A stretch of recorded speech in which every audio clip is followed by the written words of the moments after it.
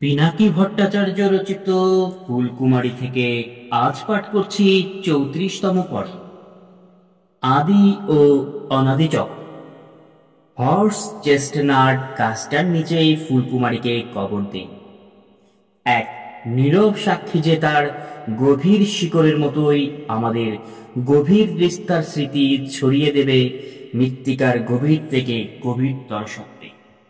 রাস্তা তখনও শুনশান, যেন একসাথে কাটানো আমাদের কয়েদি দশার দিনগুলোর প্রতি তার শ্রদ্ধা জানাচ্ছে। কবর কবিতায় কবি জসিমউদ্দিন এমন এক এলিজির বয়ান পড়েন, যেখানে কথক তার প্রিয়তম স্ত্রীকে কবর দিয়েছিলেন একটা ডালিম গাছের নিচে। ৩০ বছর পরে তিনি আবার তার নাতির কাছে সেই বেদনার নিরন্তর কিচ্ছা ফিস ফিস করে বলেছিলেন। ওই এলিজির মতো আমার কাছে তেমন কোনো মহাকাব্যিক কিচ্ছা নেই। নেই এমন কেউ যে এই শোকের সিলসিলা বহন করবে।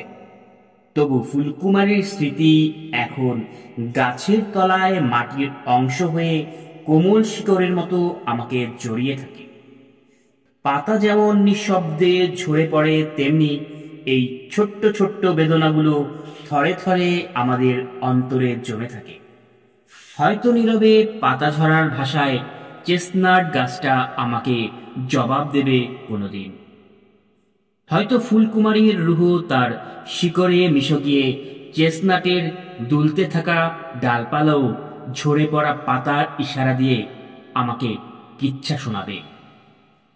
এক এমন সময়ের কিচ্ছা যখন মানুষ নিজের খোদাই বাসনা পূরণ করতে গিয়ে দুনিয়ার দীর্ঘ অন্ধকার ডেকে এনেছিল। তখনও দুনিয়ার এক কোণে একজন মানুষও একটা ইঁদুর শান্তিতে বসত করতে পেরেছিল। আমরা সেই দুনিয়ার অংশটুকু দখল করিনি।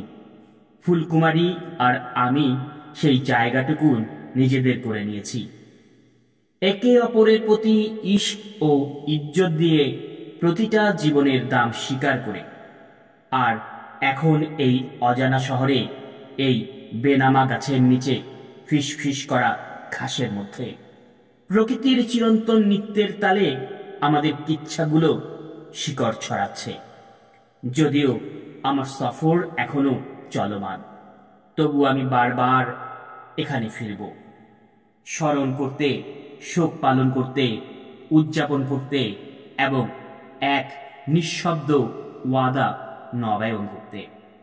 আমাদের ভাগ করা অস্তিত্বের ঢেউ অনুসরণ করার জন্য, যেন তা প্রতিটা হৃৎকম্পনের সাথে ওঠানামা করে ইশকের সুর হয়ে, হারানোর বেদনা হয়ে, আদি ও অনাদি চক্রের তাল হয়ে।